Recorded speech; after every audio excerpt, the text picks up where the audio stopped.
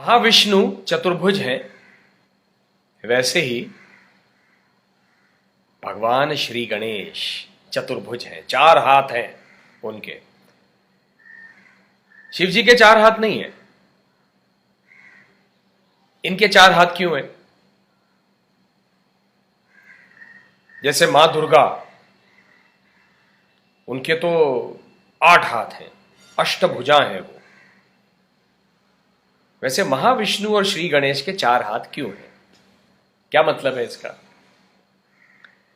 इसका अर्थ जो मैं समझता हूं वो ये है, देखिए वो क्या क्या चीजें हमको दे रहे हैं, इतनी सारी चीजों का दिशा निर्देश कर रहे हैं। बुद्धि भी होनी चाहिए, दूरदर्शिता भी होनी चाहिए, ये भी होना चाहिए, वो भी होना चाहिए, पचन शक्ति भी होनी चाहिए, गलत चीजों को अलग करने की शक्ति। अब इतना सारा करना होगा तो मल्टीटास्किंग करना पड़ेगा ना।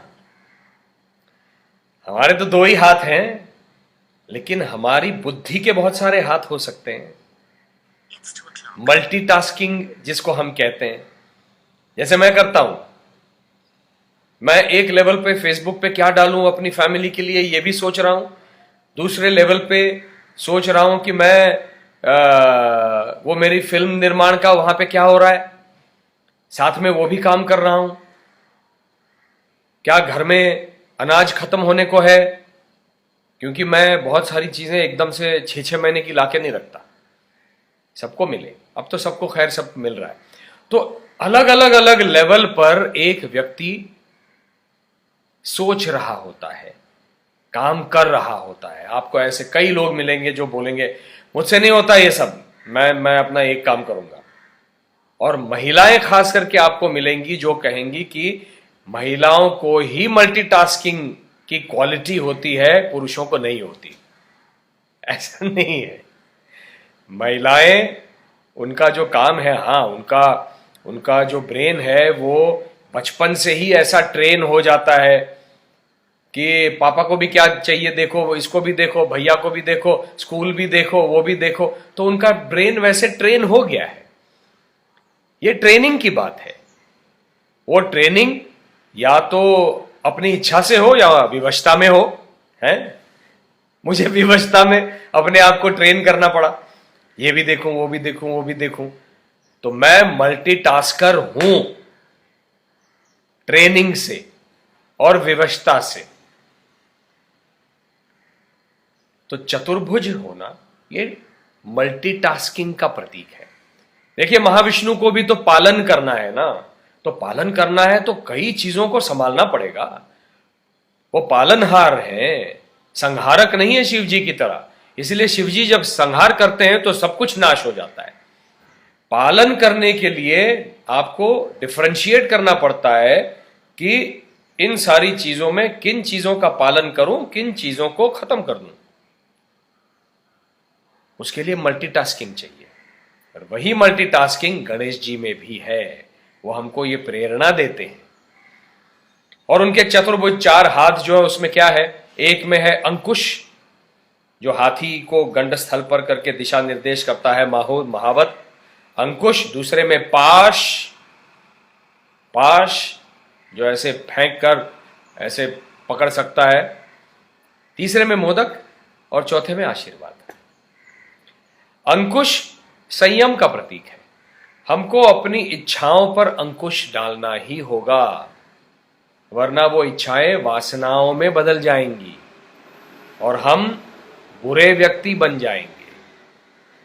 वासना के शिकार जब हो जाता है कोई व्यक्ति, वासना का शिकार, तो उसका बर्ताव गलत हो जाता है। किसी और व्यक्ति से, किसी समाज में सामाजिक व्यवहार ठीक नहीं रहता। तो हर चीज के लिए अंकुश चाहिए, वरना आदमी दुर्योधन बन जाता है। मैंने कहा था ना कि ये मुझे चाहिए, ये मुझे चाहिए। सेंस ऑफ एंटाइटलमेंट, हर जो वस्तु मुझे अच्छी लगे वो मेरी है, वो मैं उसको हथियाऊंगा। अगर सामने वाला नहीं देगा तो मैं उसको छीन कर लूंगा। Sense of entitlement, very heightened sense of entitlement ये बन जाता है। वो हमारा मन ना हो, नियंत्रित रहे, संयमित रहे। इसलिए बुद्धि का अंकुश उस मन पर हमेशा चाहिए। ये गणेश जी दिखाते हैं। दूसरा है पाश। पाश ये है कि अगर आपने कहीं अन्याय देखा तो उसके खिलाफ आवाज उठाना और अन्यायी व्यक्ति को पनिशमेंट दिलवाना, यह भी आपका काम है। जो जिनके पास वो शक्ति है, जो जजेस हैं, लॉयर्स हैं, है ना, डॉक्टर्स भी तो करते हैं। आप में बैक्टीरिया वायरस देखते हैं तो उनको पनिशमेंट करते हैं, आप उनको किल करते हैं आपको सेव करने के लिए। तो ये जो एक शक्ति है, जैसे नेता लोग हैं, राजनेता हैं या जर्नलिस्ट हैं, इन सबके पास ये पाश है कि अनियंत्रित चीजों को, अन्यायी चीजों को, लोगों को नियंत्रित करना, उनको सजा दिलवाना। अंकुश से नियंत्रित करना और पाश से सजा दिलवाना, यह भी आवश्यक होता है।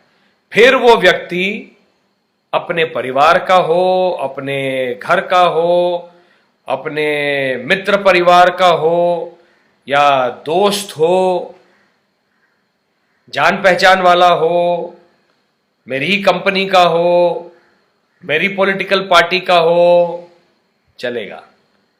अगर उसने गलत काम किया है तो उसको सजा मिलनी चाहिए। ये वो पाश उसका प्रतीक है।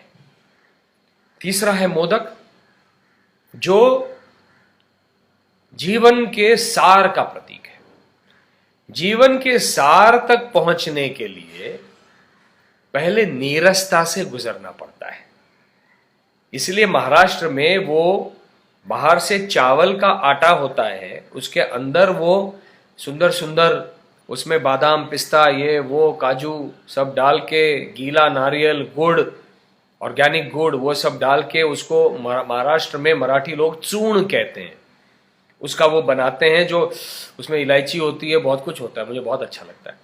तो वो जो सार है उसमें डाल के ऊपर से ये ऐसे डाल दिया और उसको चारों ओर से ऐसे गोल कर दिया और ऊपर से ऐसे कर दिया, तो मोदक बन गया। जीवन भी ऐसे ही है। तो वो बाहर का जो आटा है उसमें कोई टेस्ट नहीं होता।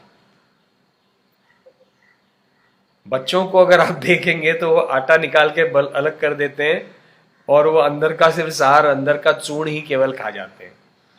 लेकिन जीवन में हम ऐसा नहीं कर सकते। जीवन में केवल सार लेना चाहेंगे और नीरसता को छोड़ना चाहेंगे तो सार का महत्व समझ में नहीं आएगा। जो अच्छी चीजें हम पाते हैं भगवान की कृपा से, उनका महत्व हम समझ नहीं पाएंगे।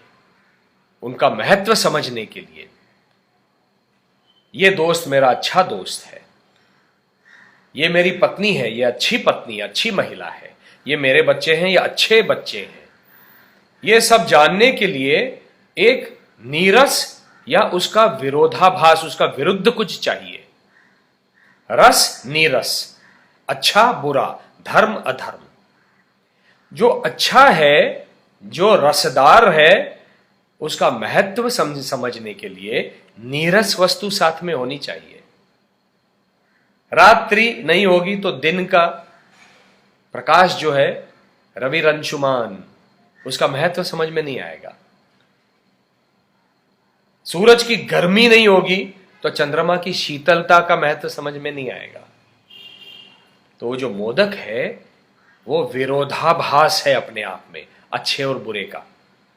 बुरा नहीं है, वो आटा ही है, खाने लायक है, लेकिन टेस्ट के लिए बुरा है क्योंकि उसमें कोई टेस्ट ही नहीं होता, स्वाद ही नहीं होता। तो जीवन में अच्छी चीजों को पाने के लिए बुराई से गुजरना पड़ता है, कांटों से गुजरना पड़ता है, तब जाकर सही राह मिलती है। उसी प्रकार से वो मोदक है जो आपको बार बार ये प्रतीक बनकर दर्शाता रहता है कि नीरसता से भागो मत, डटे रहो, लगे रहो मुन्ना भाई, ताकि आप जीवन के सार तक पहुंचो और फिर आनंद लेना सीखो। सकारात्मक रखो अपने मन मस्तिष्क को, ताकि आप उस सार तक पहुंचो और तब जाकर भगवान का आशीर्वाद मिलता है कि अब तुम सही मार्ग पर चले हो, ये लो जीवन का स्वाद और ऐश करो, सुखी रहो।